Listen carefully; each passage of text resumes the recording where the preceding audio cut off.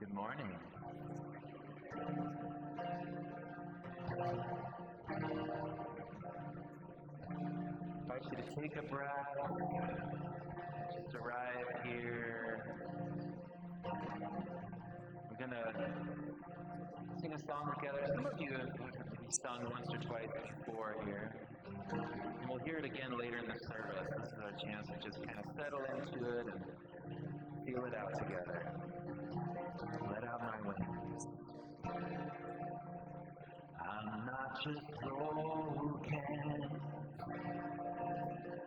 I'm breaking open.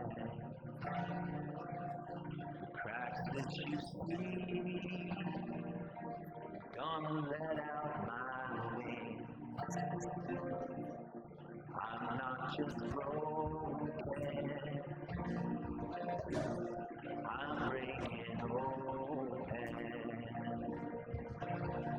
The cracks that you see,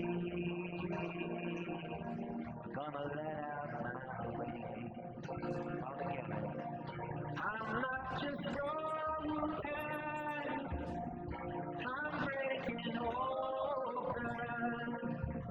The cracks that you see, gonna let out my wings. I'm not just broken. I'm breaking open.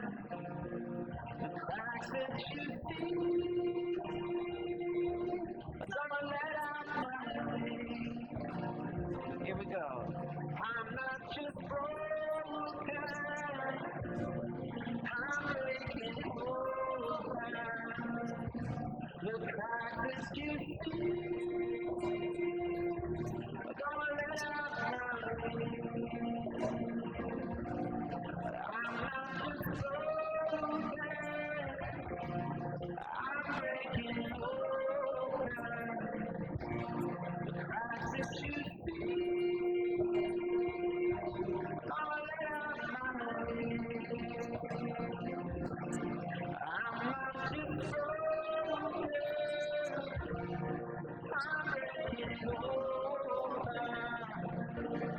The cracks that you see, gonna let out my wings. I'm not just broken. I'm breaking open. The cracks that you see,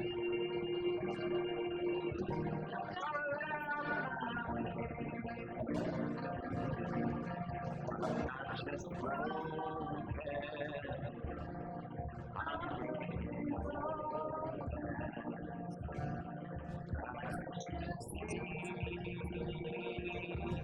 Gonna let out my wings. I'm not just broken. I'm breaking open.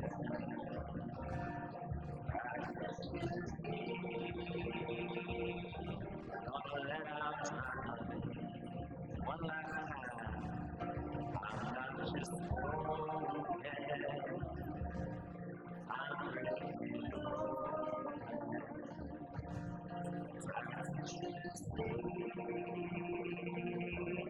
Gonna let out my wings.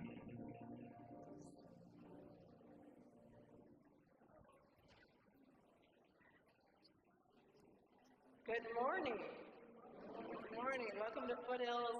Welcome to everyone here and everyone joining us online. I'm Gretchen, she, her, and I'm one of the ministers here, along with Elaine, also she, her.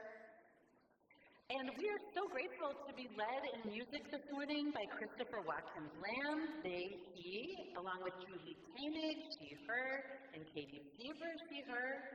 And while we are doing introductions, I would also like to introduce you to the images on our slides this morning, which are all from our gorgeous and abundant community garden here at Foothills. Yay! Yeah! Gretchen and I are just so grateful to be here with all of you this morning, to be doing faithful community together in this place where we remind ourselves that every single person is worthy of love and belonging, without exception, and we are all in this life together. If you are new today, welcome. Visiting a new church can sometimes feel a little bewildering. So stop by the welcome table after the service to greet someone. You can find somebody in a blue apron. They'd love to help you start to get oriented. You know, actually, if you are feeling a little bewildered, you are actually ahead of the game this morning, because today all we're talking about is bewilderment. Right. Yeah. So if you walked in thinking, where am I going to sit? Or will there be kneeling? Or where are the exits? Congratulations, you're basically giving the sermon already. So today we are kicking off a new series that we're calling Broken Open. And over the next 5 Sundays, we're going to explore together the messy beauty of being human and how grief, failure, loss, disorientation, these can all break us open to wholeness, love, belonging, and awe. So the series is, in other words, it's about how that breaking can actually be an opening. You've heard the song, you sang the song a few times together. That's our series theme song. So that's what we're exploring, is how we are broken open to courage, to compassion, to living faithfully in a world that is both broken and beautiful. And these themes not only weave through each of our Sunday services, but also through our journey groups, which are these small groups of 8 to 10 people who meet every week. They're actually a little different cadence as well, every week, to go deeper with each Sunday theme. And registration for journey groups is going to open during the week this coming week. So if you sign up in the Church Center app, or if you just head out really to any table with somebody staffing it as a volunteer out in the social hall, you can figure out how to get signed up so that you can be first to be notified when the journey groups open up for registration in a few days. And journey groups are just the start of what we're offering as we start this fall. This month we're also launching our Soul Singers. That's on Wednesday night for everyone who finds belonging through song and also who would just like to come sing with Julie Koenig. We've also got Unpacking Religious Baggage starting up again for anyone who needs to unpack religious baggage. Yeah, and for families with kids and teens, we especially want to invite you to our family open house, which is on Wednesday, September 24th. That's the place where you can go to learn all about our groups for kids and teens. You'll meet the volunteers, you'll see the kids' faces. You can enjoy one school night where you don't have to make dinner. Let me say again, there will be tacos. Is that right? There will be. Taco bar. Friendly to all. Yes. All orientations of eating. Totally. Picky eaters, vegetarians, yes. carnivores, all tacos. Right. So, groups for children and youth, Wednesday, September 24th, tacos. And if you're wondering which group is for me, today's Inquire session is diving exactly into that question. Our small group here at Foothills. This Inquire is 40 minutes. It's in room 222. It's our drop-in session that we offer to newcomers, but we open it to anyone. So, and yes, there are snacks, so you're all welcome. That was a lot of information, including information about tacos and snacks. Yeah. Let's all just take a breath. Settle in a little bit. Remember that we are not alone in our bewilderment. And rise in body or in spirit for our opening song, Heart Wide Open. Right, I'm getting a little boozy today. You got to keep your heart wide open, holding on the round the way, on the round. You got to keep your heart wide open. Take it, baby, bring it back, darling. We got to keep our hearts wide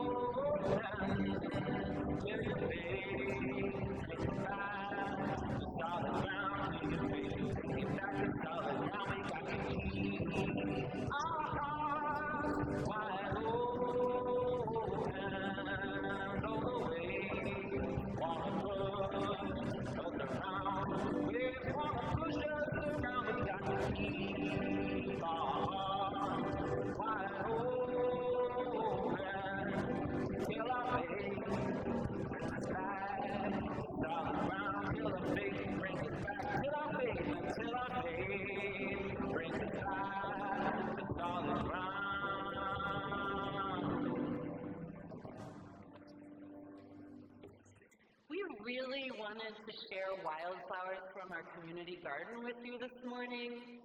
They're wild, they're beautiful, and in a few moments you'll understand why it's also kind of funny that we have a vase of wildflowers up here.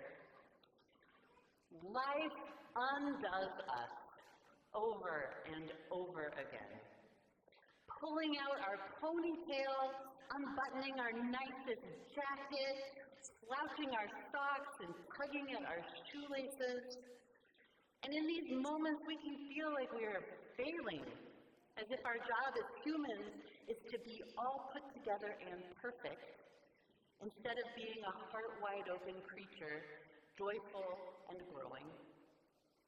Throughout this Broken Open series, we're going to be returning to this poem from Rosemary Wacola Kramer, which reminds us that containment and perfection are not the point, and that breaking open is also the path toward joy.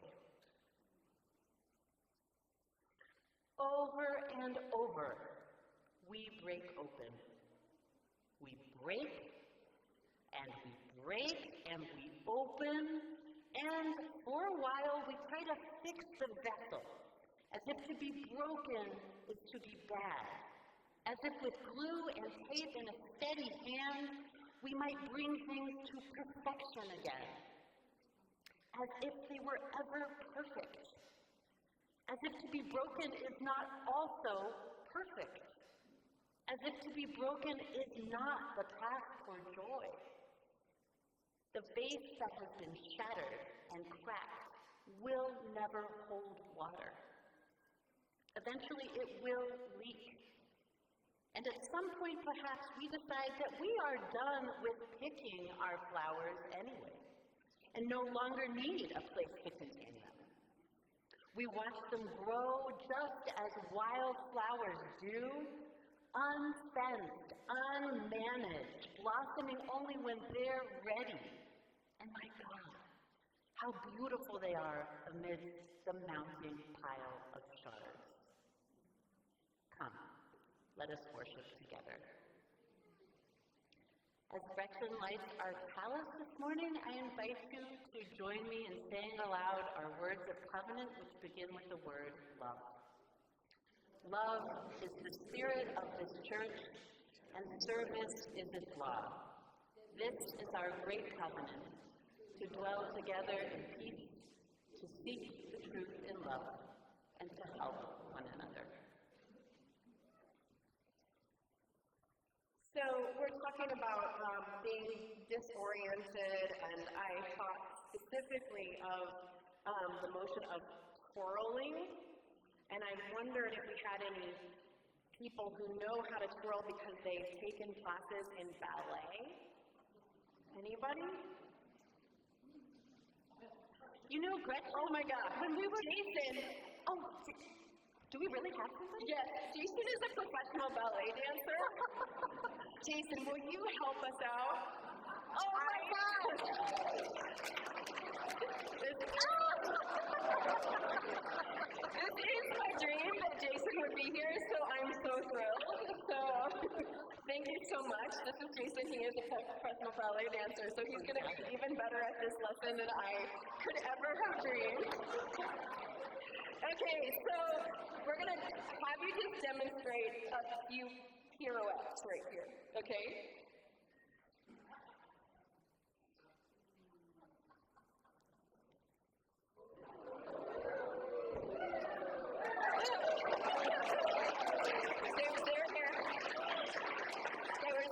Chat about this for a second. That was so amazing. So amazing. And it reminds me, actually, in the most distant way, of how I used to twirl around as a kid. Yes, it was so fun. I never did that, but I did love going like merry-go-rounds or like roll down a or like ring around the rosy or rolling down the hill, that sort of thing, right?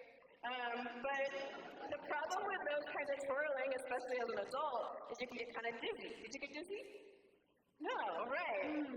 Because there's a special technique you learn, right? That you do this thing, I think, that you kind of fix your eyes on one spot. Am I right? Yeah. Where were you looking on that? Like the window, right? Okay. So let's just try it again. Look at where his focus is on this. Will you do it one more time? Oh yeah. So good. So good. Yeah. I know. Yeah, totally. I know. No warning. It really was just all happening as you just watched it. Okay, so thank you very much. That is the end. Thank you so much, Jason. A dream.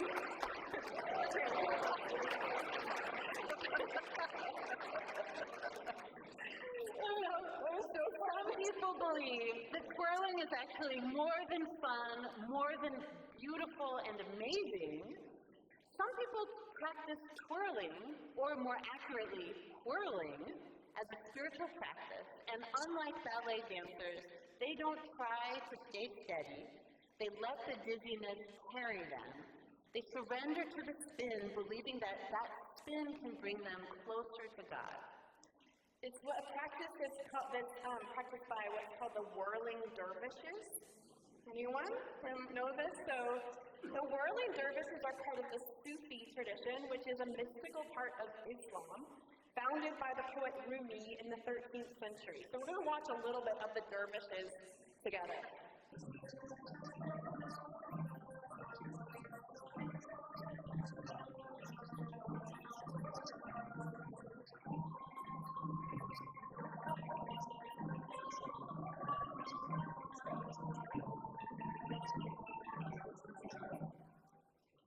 So I'd love to hear from you, as you were watching the dervishes, what did you notice?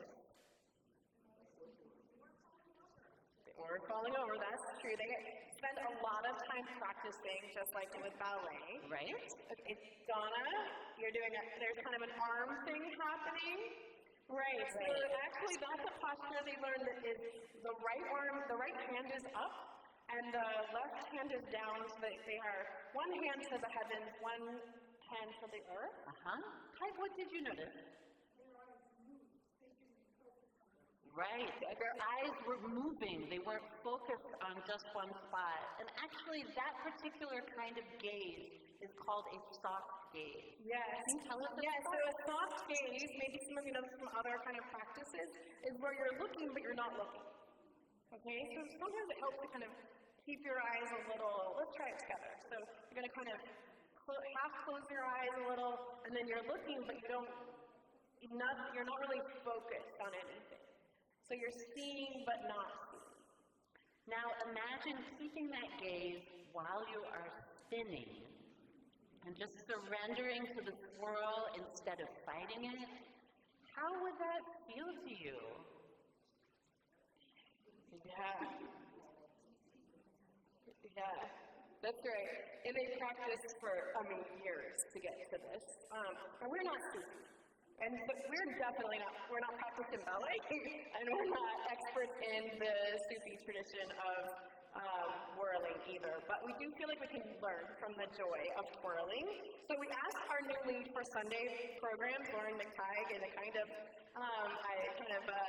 little hazing ritual. No, I'm just kidding. To help us out, I thought she would actually love the idea of twirling as a spiritual practice. So I brought my giant skirt with me. Yes! And first I thought I would do some of my ballet. So we have like with some music. I think so. Michael is here to play some flute. We have Katie. So in the traditional practice, the flute is considered amazing. The breath of God that's present. Yeah. So once the left hand is down to the earth, you got it.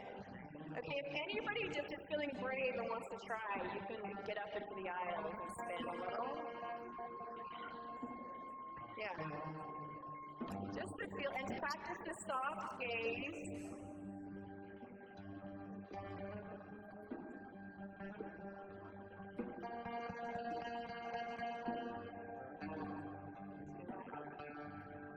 All right, before we all fall down. That was so good. Thank you so much. Yeah, are you good? Are you good? Okay. Yeah. Beautiful. Thank Now, again, the service is your lots of training, and we're just kind of playing today. But even here, we can feel, I hope, the ways that spinning and twirling can take us out of that attempt to control and instead bring us into joy. And life often makes us feel dizzy, doesn't it? And sometimes we can look outside of ourselves for something to help us feel steady, and that doesn't always work. The outside stuff can feel dizzying too, right? So this practice, the whirling, reminds us that there's also an anchor inside, something that we can return to. So when life makes us wobbly, instead of giving up, we can soften and find our anchor on the inside and open ourselves up even more. So for this mysterious, dizzying, stunning life that is a gift, we're so grateful.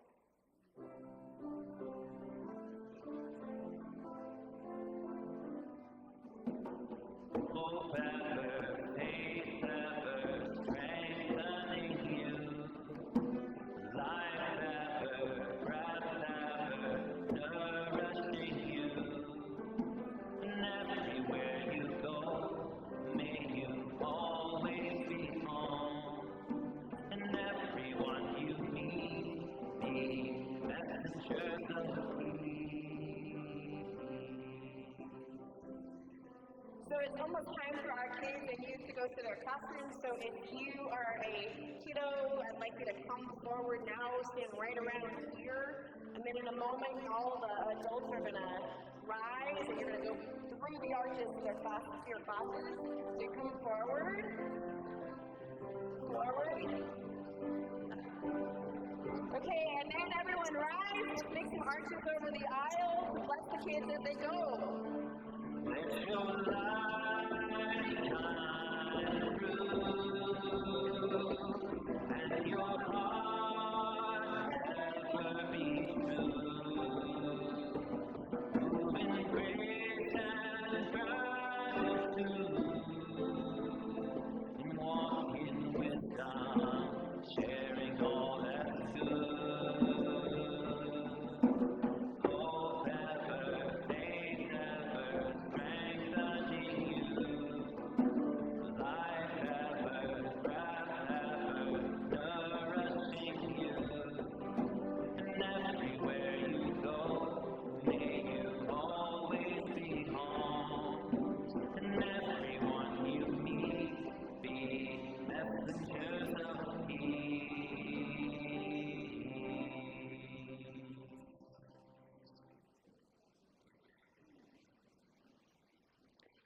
I invite us now into a time of centering silence together, a meditative practice that is sometimes called centering prayer.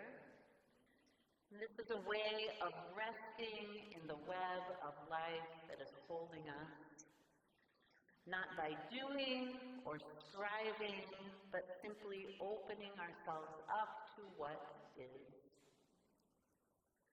So I invite you to sit with your feet on the floor, if that's available to you, to invite your body to be at ease, resting your hands gently in your lap, noticing your breath as it comes and goes, a steady rhythm that carries you into stillness. Let's just stay there for a few moments.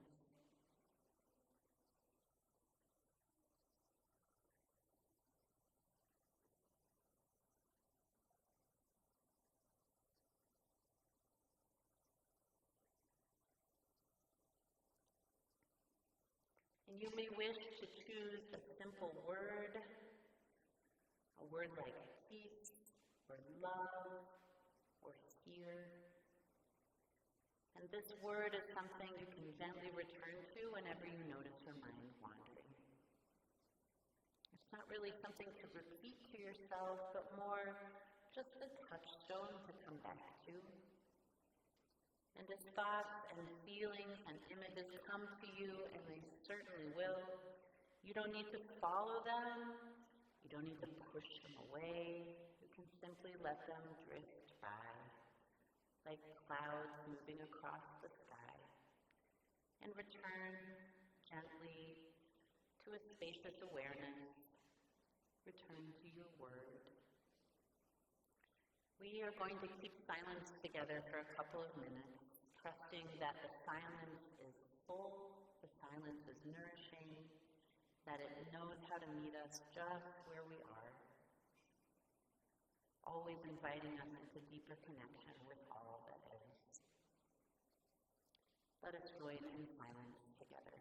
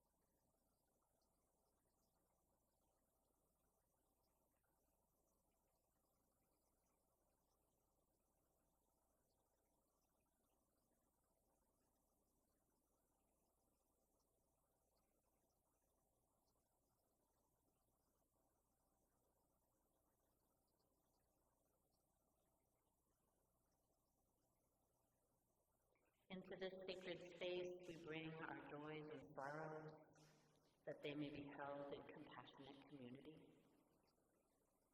Our hearts break at the horrifying gun violence in our country this week, and all the waves of distress that followed. We surround with love all those people connected with Evergreen High School in Jefferson County. Our love is with Karen Carwin as she recovers from surgery. Our love is with longtime Foothills member Ann Mollison as she prepares to move to Denver at the end of September to be near to her family.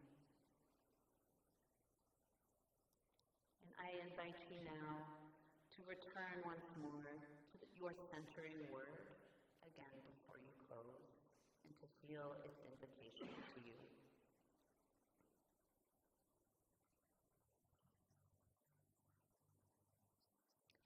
Let us offer up our centering as a gift to the world as we join in song together.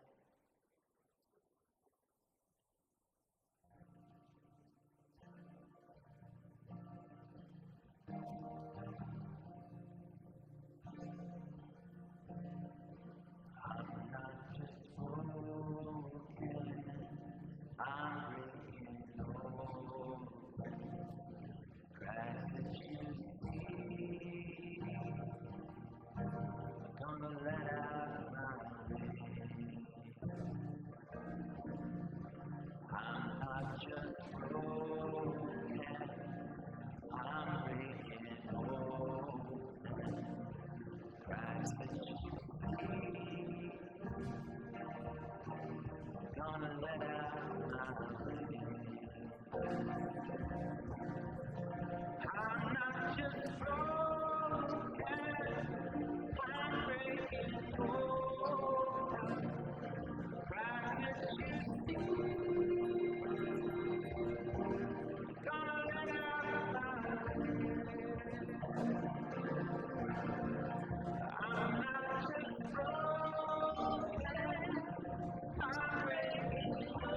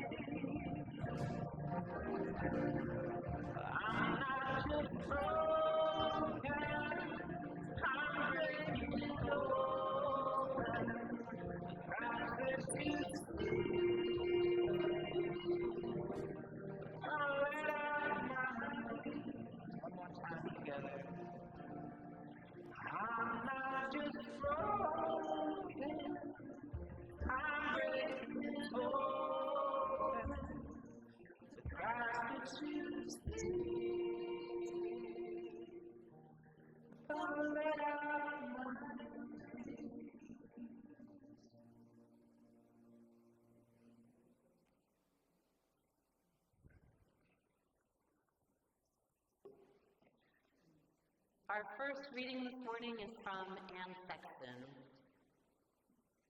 Perhaps the earth is floating. I do not know. Perhaps the stars are little paper cut-ups made by some giant scissors. I do not know. Perhaps the moon is a frozen sphere. I do not know. Perhaps God is only a deep voice heard by the deaf. I do not know. Perhaps I am no one. True, I have a body and I cannot escape from it. I would like to fly out of my head, but that's out of the question. It is written on the tablet of destiny that I am stuck here in this human form. That being the case, I would like to call attention to my problem. There is an animal inside me, clutching fast to my heart. A huge crab. The doctors of Boston have thrown up their hands. They've tried scalpels and needles, poison gases, and the like. The crab remains. It is a great weight. I try to forget it, go about my business, cook the broccoli, open the shut books, brush my teeth, and tie my shoes. I have tried prayer, but as I pray, the crab grips harder, and the pain enlarges. I had a dream once, perhaps it was a dream, that the crab was my ignorance of God. But who am I to believe in dreams?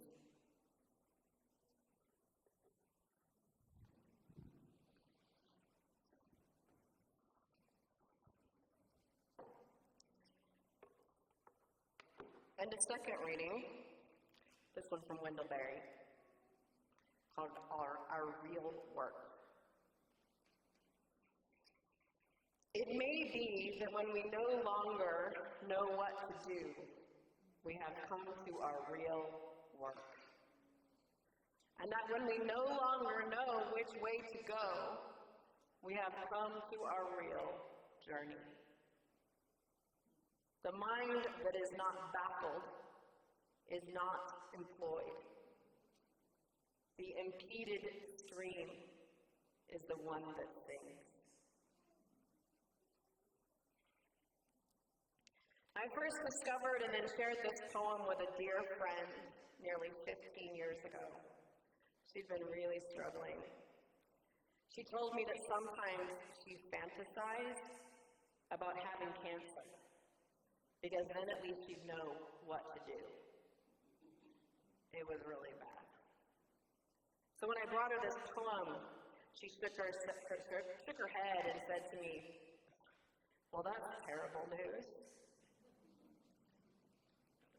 The feeling of being lost, that is, when you truly feel like you don't know what to do, let alone the possibility that it's the beginning of your real work, this, a lot of the time, does feel like terrible news. That's why we included Anne Sexton's strange and kind of startling poem, Absurdist in a way. Because that feeling of I don't know in such a deep sense can be extremely disorienting, startling, and painful. Bewilderment is rarely like gleeful twirling, right? It often instead leads to despair. It's especially true for those of us still caught in that Cartesian spell, I think, therefore I am. Those of us who believe that thinking through things, that must be what it means to be human. So when we can't think our way through something, who are we? Despite everything we know, many of us still believe our thinking brains will save us, that we can just think our way out of anything. My brain especially believes this around 3 a.m. Really works to prove it. Our faith as a whole has long been infatuated with making sense out of everything and with knowledge as a sacred path. I might even call our devotion to rationality and reason a kind of idolatry. Because we have for a time placed our faith in thinking as if it could entirely save us. But nothing shows the limits of thinking our way out of our problems better than the violence of this week. The shooting of right-wing extremist Charlie Kirk, right alongside the shooting at a high school less than 2 hours from here, they were a dizzying, heart-wrenching combination of headlines. It was truly too much. I felt heavy the whole next day. Maybe you did too. Still feel heavy. My feelings are complicated and contradictory. Grief, anger, relief, mixed with shame about my relief, fear, and so much pain. But mostly where I landed after all of that was just in this complete disorientation. Bewilderment. How did we get here? What is a moral response, one grounded in courageous love? How do I talk about this with my children? What should I say to my church? Now, many of us feel compelled to have something to say when tragedy keeps coming.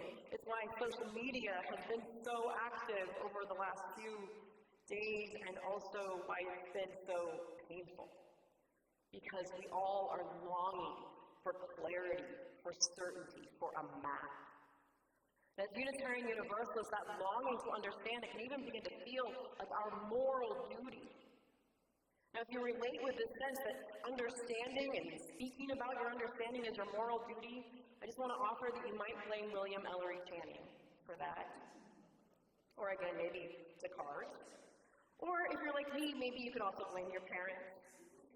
And what I mean to say is by my calling, and definitely go to my parents, whose messages, along with so many others in our culture, told me that being smart and rational, seeking to understand and speaking up, that's what it means to be a good person. Because of all of this, I feel that sense of moral responsibility to understand, figure it out, and to speak. I feel that deeply, sometimes too deeply. Over my years in leading worship, I've found myself more than once entirely lost leading up to the days of Sunday. Because of the world, because of church, sometimes it's because of my life, sometimes all those things swirling around. But the thing is, Sunday always comes. Over and over, regardless of my bewilderment, I still got to stand here and have something to say. It's why some ministers, some colleagues of ours refuse to address the last week's headlines. They just say, I'm not a headline preacher. I'm not going to say anything about what happened this week. Because they don't want to have to get oriented and just have to talk about it coherently within just a few days. And I really, really, really get this. And I've always felt committed to the idea that worship, this gathering we're here for, must meet us in our real lives. The things that are really running through our brains, the questions most pressing upon our hearts. The gift of worship is in a shared naming. You can come and experience together, oh, right, that's what's going on. So we can all hear, as Elaine said last week, it's not just you. In those places where we feel most lost, most disoriented, most alone, those are the places where actually we most belong. And still, that shared naming of reality can easily morph into a pressure to produce meaning, clarity, even a map, which is not surprising in our tradition that has long praised long, often dense sermons that are filled with knowledge and complex meaning-making, big theories. Not to mention that the great writer and once Unitarian minister, Ralph Waldo Emerson, told us, we learn it in seminary over and over, that good ministers should deal out, this is a quote, life passed through the fire of thought. It's a lot of pressure. And I don't know that I fully understood or fully felt this pressure until sabbatical relieved it. My sabbatical, those of you that weren't here in the past few months, it started in March. Just a few weeks, that means after the new administration began. I would say it was a terrifying and disorienting time, but also it still is. For many of us, over this time, I don't know, the years, the months, I don't know how long, some period of time, something very deep has been breaking. What I'd name as our faith in democracy. For decades, longer, democracy and the liberal world order, it's been like a big, orienting stronghold that we can always return to. But now it's wobbling. It's cracking. But when democracy itself feels uncertain, like it's not a shared value, what then do we count on? So I came into sabbatical really feeling lost about this and so many other things going on in the external world, but also midlife. Midlife questions have really been having their way with me in this past year. I mean, have I mentioned I turned 50 in December? Yeah, it's true. Even if you aren't in the middle of a midlife, maybe you can relate to the tensions that I feel, which is like worry for kids or even if they're adults. Financial pressures, having a body that's aging, the question of what do you do after you did your plan, and grief. God, growing older seems to me just like this project of learning how to hold more and more grief. All this to say, personally, I entered sabbatical feeling pretty lost too. And as with the world, turns out magically things did not clear up in the last 6 months. But what did happen, which felt like a kind of magic, is that I got to go to church. Something I haven't been able to do since 2008. When I was here in town, I went to the Commonplace Church, it gathers at Peace Community on Mulberry. Now before, or as you're right now Googling it, it is an evangelical Christian church, which might seem surprising. Generally, I do not identify as a Christian. And as a queer progressive, I was definitely wondering, you might be wondering, if I would be welcome. But I've been following this church's email list for years, and I'd watched how they had engaged the message of Jesus and the spiritual practices they invited. They also quoted Mary Oliver a lot. So I just had this feeling that they were kind of different. And even if I'm not exactly Christian, I still definitely believe in the radical love at the heart of Jesus' message. So I reached out to their pastors. I told them who I was, my role at Foothills, and I asked directly about queer, trans, and immigrant welcome. Pastor Katrina answered my email warmly and answered all the ways that I would hope, and said she'd heard great things about Foothills. And so the next Sunday, and for many of the Sundays over the past few months, I experienced what many of you already know, which is the gift of simply getting to go to church. Sit down each week, and I feel myself taking a big, deep breath and let out everything I've been holding, often without even realizing that I've been holding it. And it gets to show up as a person in a bewildering world without holding any responsibility for knowing anything about any of it, let alone having words to have to say about it. It was such a relief.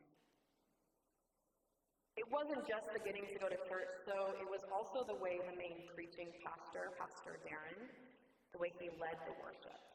He offered wisdom and depth, for sure, but also his core orientation was what I'd actually call an intentional practice confusion.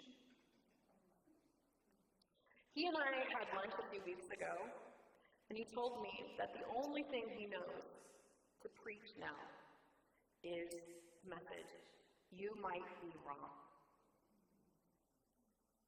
He told me about his journey, his decades-long journey as a Pentecostal, and we wondered out loud why the evangelical church can't make space for the possibility they might not know everything or have everything right. He said, basically, in my tradition, this is in his tradition, we have confused faith with certainty, which means there's no room for God to show up.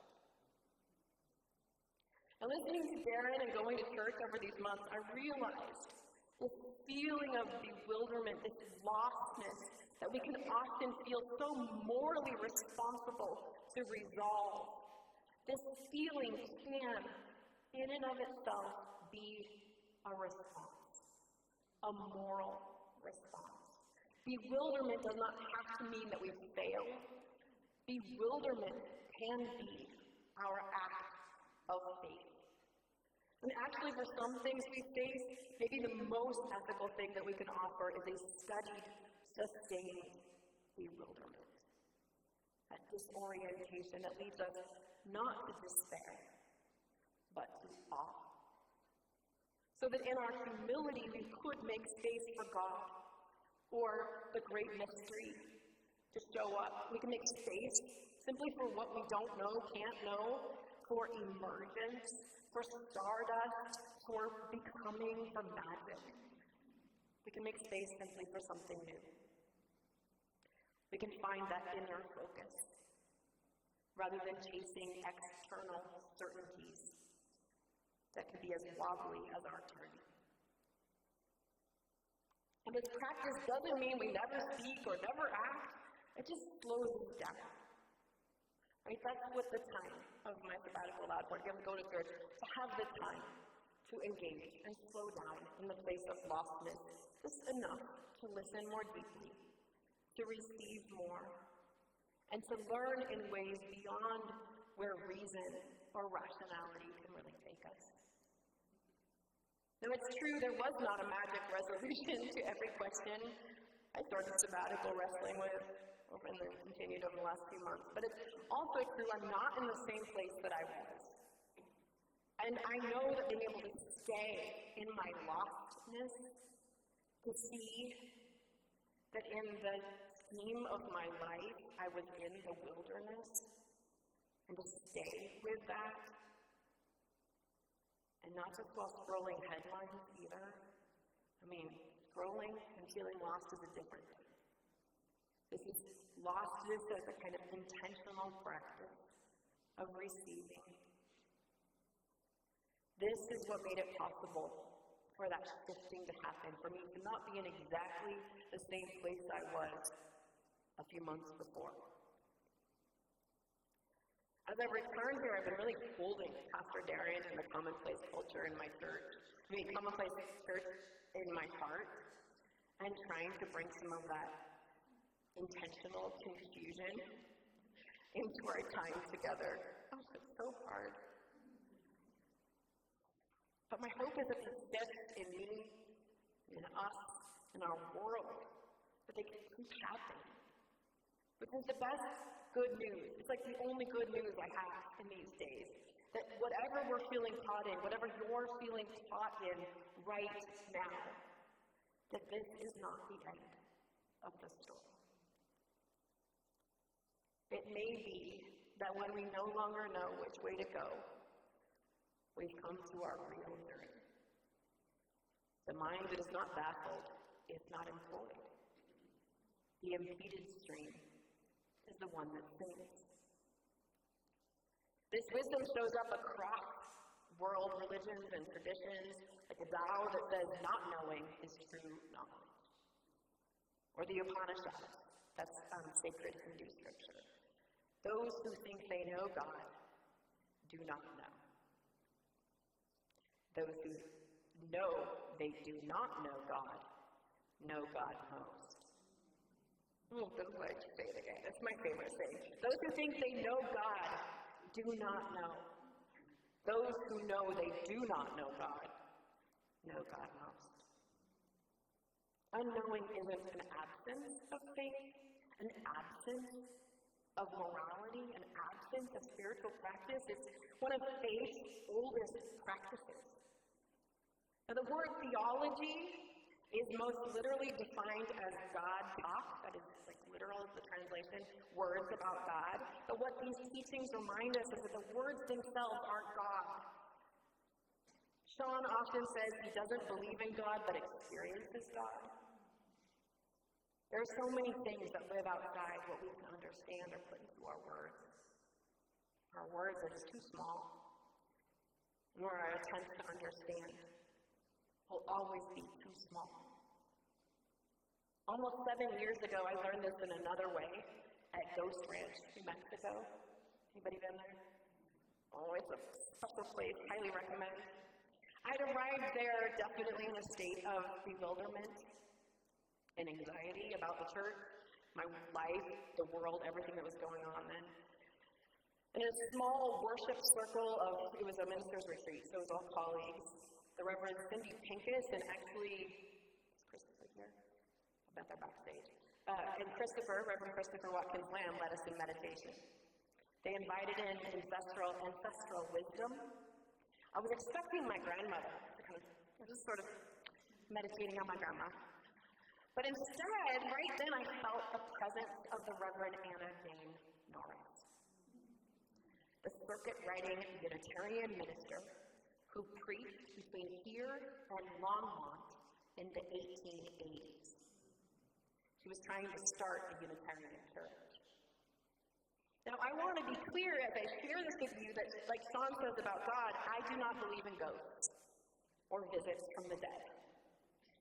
But in that moment of quiet, I had an experience. It was a clear voice that I just knew right away was Anna Jane Norris. So with a kind of sustained confusion, even these many years later, here's my experience, my report of what I heard.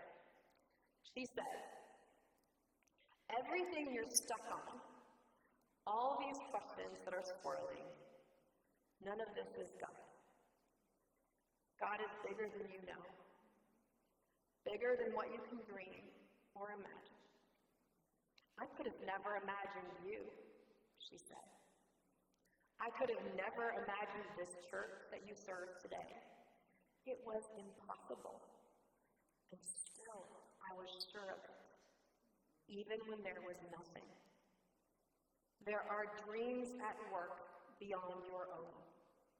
So keep going. Just keep going. You don't have to do everything. Someone will come next. What you leave unfinished will be their calling. Tears streamed down my face. There are dreams at work beyond your own. I've shared this story in church before. The last time was in May of 2020. Lots of disorientation. But what I haven't shared is that after this beautiful, transcendent, amazing experience, I thought, well, that was beautiful, but what can I do? So late that day, I walked the labyrinth, holding basically the same questions I've still been holding. Walked the whole thing in, out, back, around. I was like just leaving the center, heading towards the exit, and I heard another voice. This time it said, what if there is no problem to be solved? No, I laughed. Perfect labyrinth wisdom.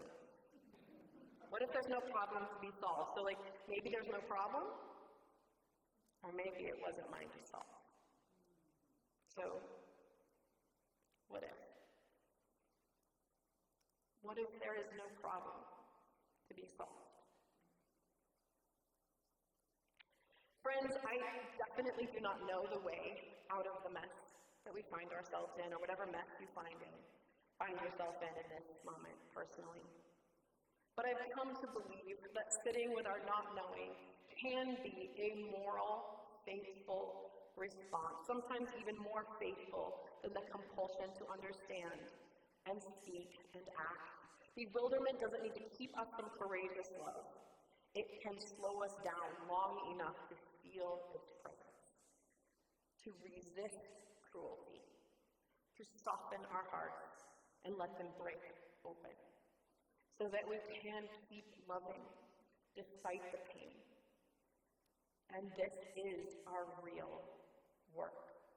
So that when the world around us, or our relationships, or our inner world leave us feeling lost or disoriented, as they often do, we can give ourselves permission to dwell in the wilderness, to take time and space, to practice spiritual receptivity with intention, and to know our lostness as good, even sacred.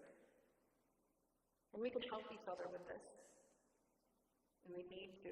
We need help. It matters that our bewilderment be witnessed with compassion and validation, for it's not to someone try to solve it for us. And it matters that it be held in community so that we know we are not alone.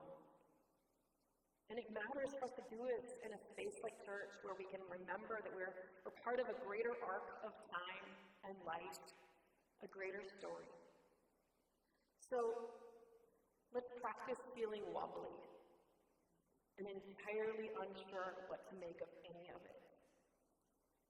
You might even try twirling, or you just, if that's too much, simply practice that soft gaze, the seeing without seeing, and let your not knowing make space for the still small voice within, and for the presence of the love that over and over meets you in the mess and says, this is not the end of the story. And like the dervishes, remember, the point of it all is joy. May it be so, and amen.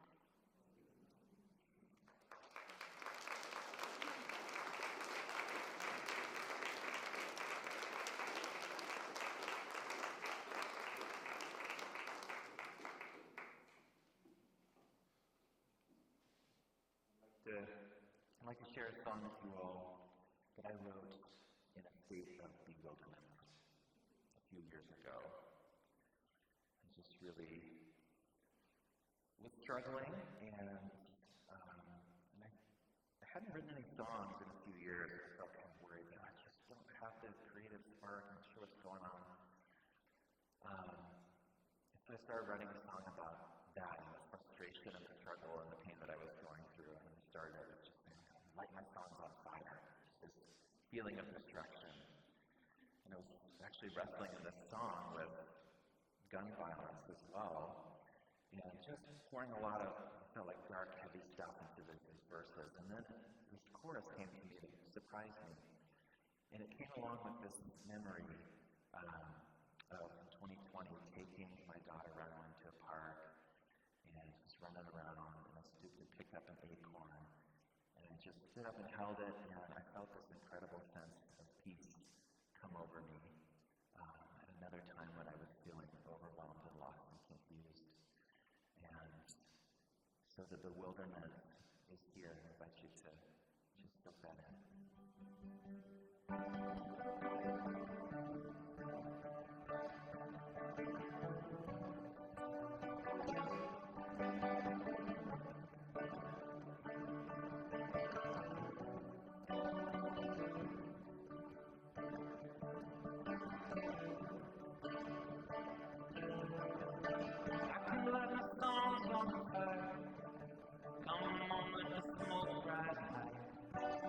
Nothing there, yeah,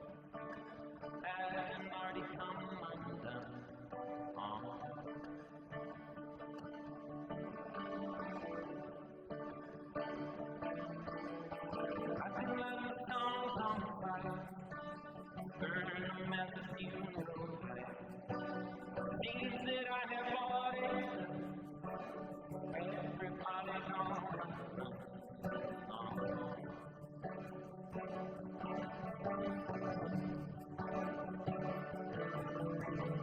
Oh, daylight.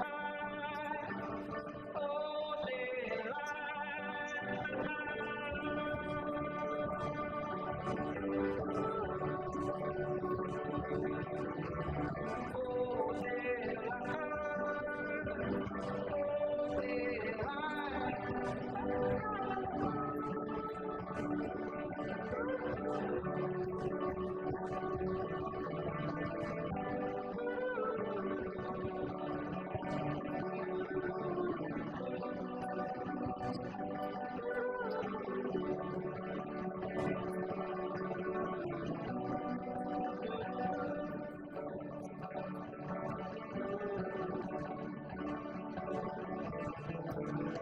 I'm trying to understand what it means to be a man.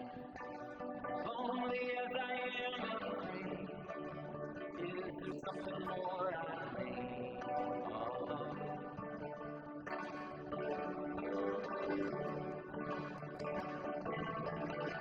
Oh, daylight, oh,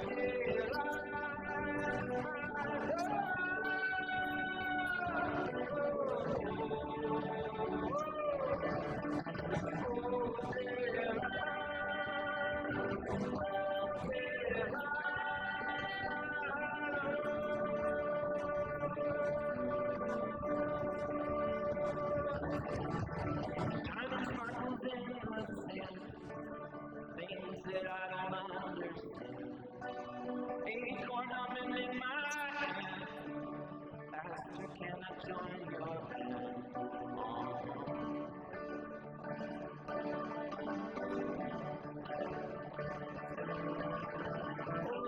daylight,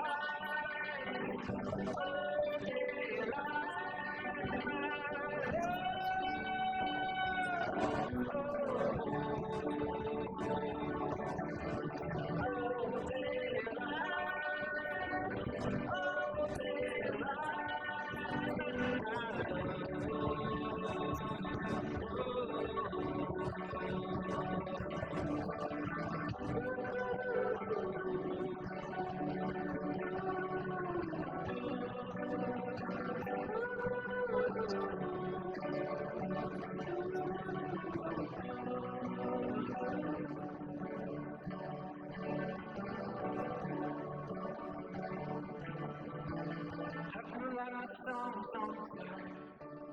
come on, let the smoke rise. Nothing that I ever had has already come undone.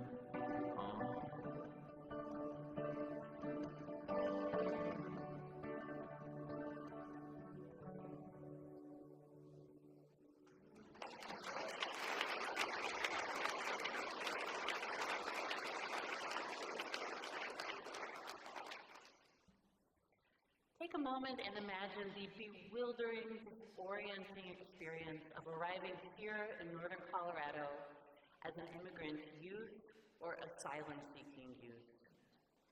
Just how profoundly confusing it must be, and scary, particularly in today's hostile climate.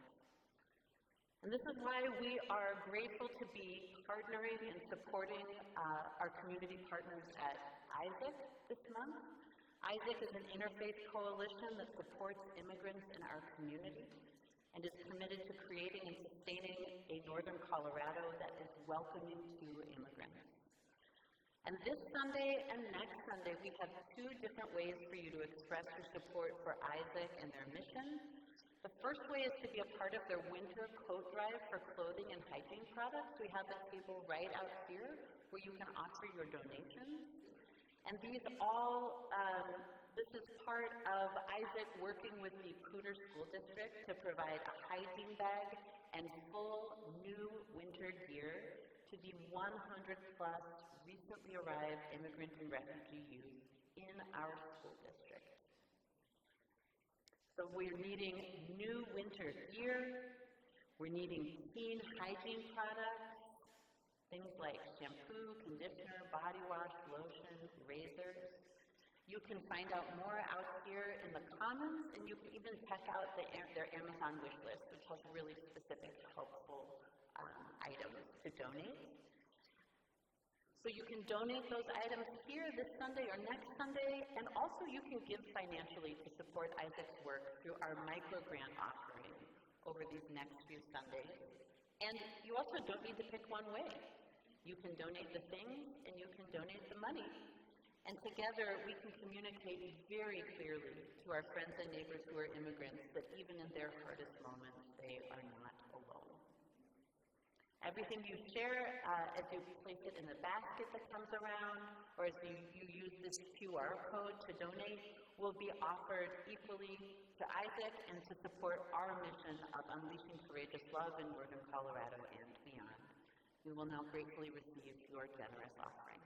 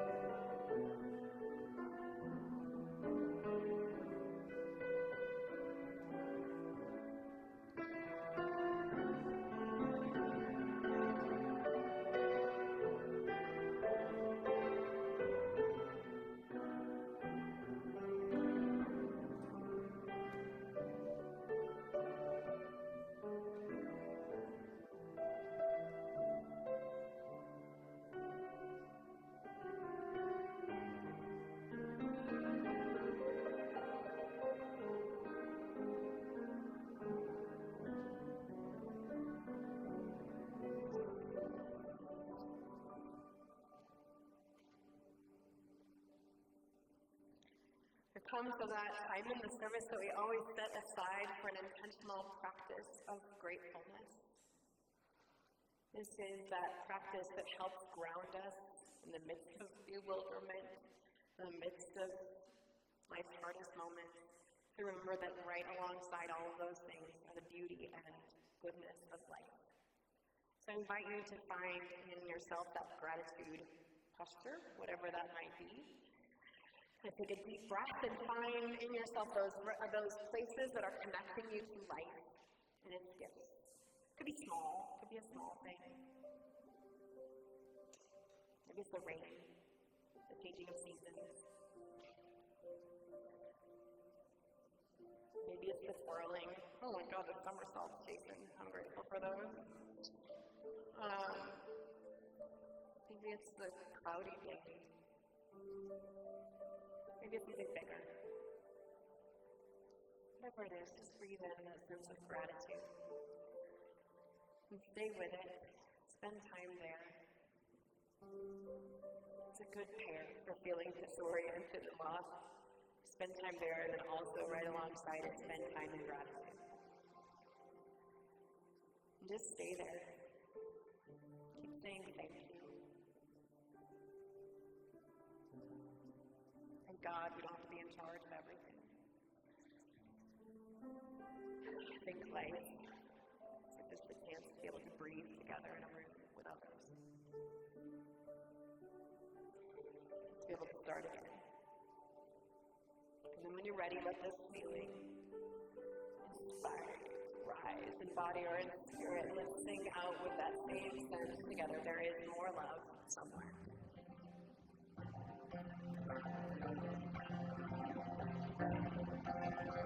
We're going to start with a little